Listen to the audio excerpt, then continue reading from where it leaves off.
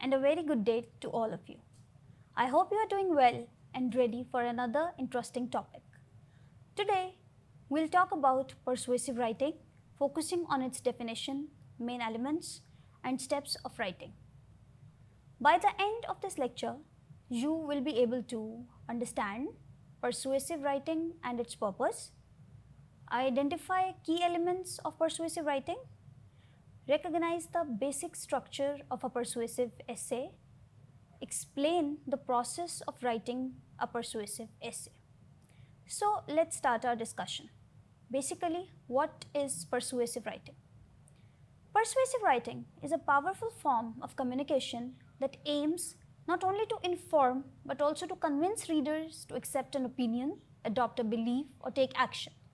It is different from descriptive or narrative writing, which mainly describe or tell stories.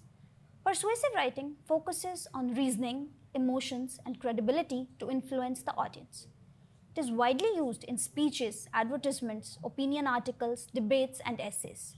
For example, a politician may use persuasive writing in a speech to gain public support, while a company may use it in advertising to convince customers to buy a product.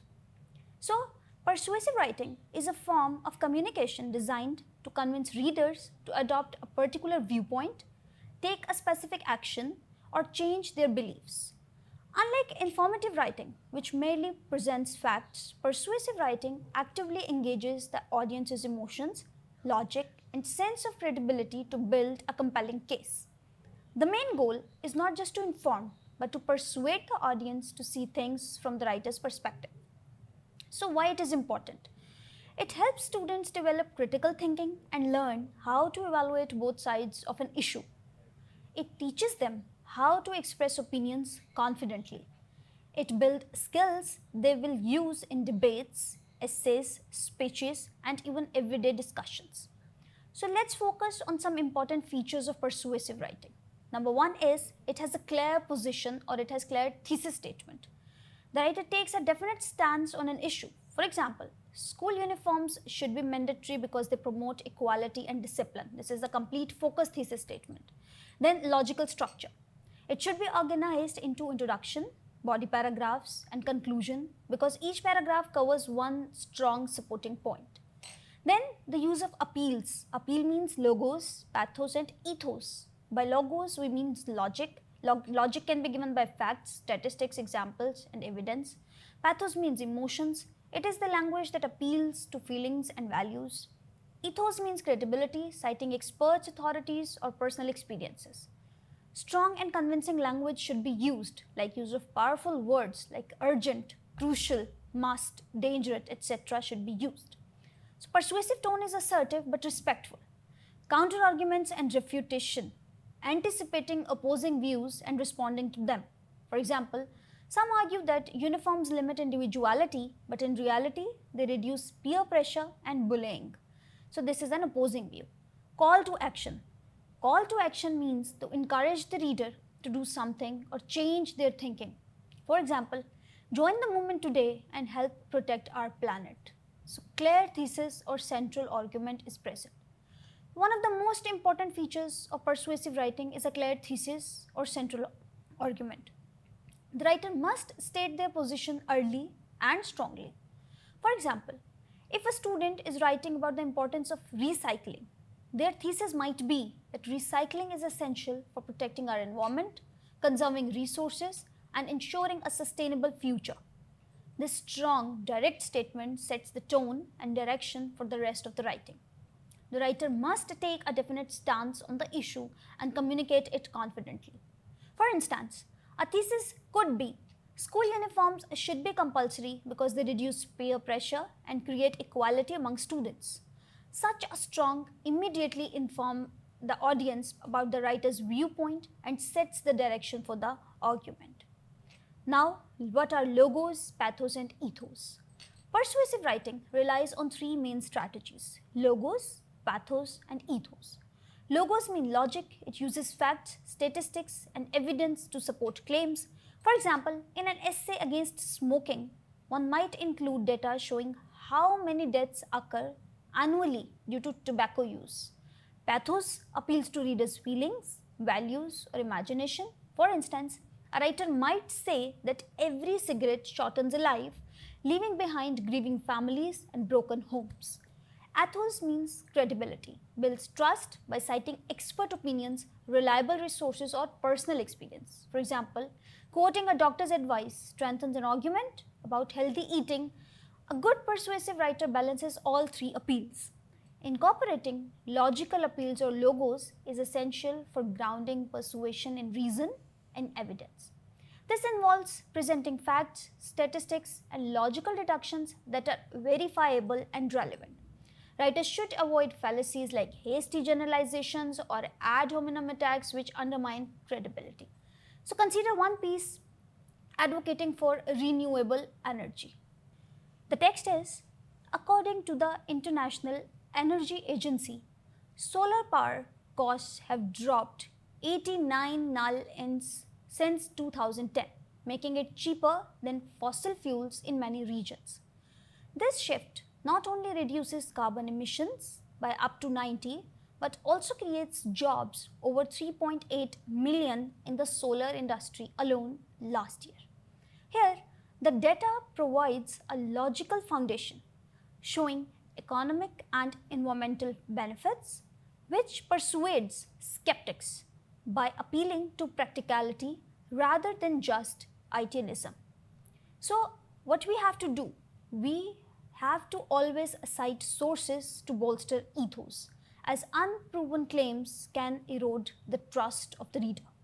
Emotional appeals or pathos add a human element to persuasive writing, making abstract arguments feel personal and urgent. By evoking feelings like sympathy, anger, fear, or hope, writers can motivate readers to act. However, pathos must be used ethically to avoid manipulation.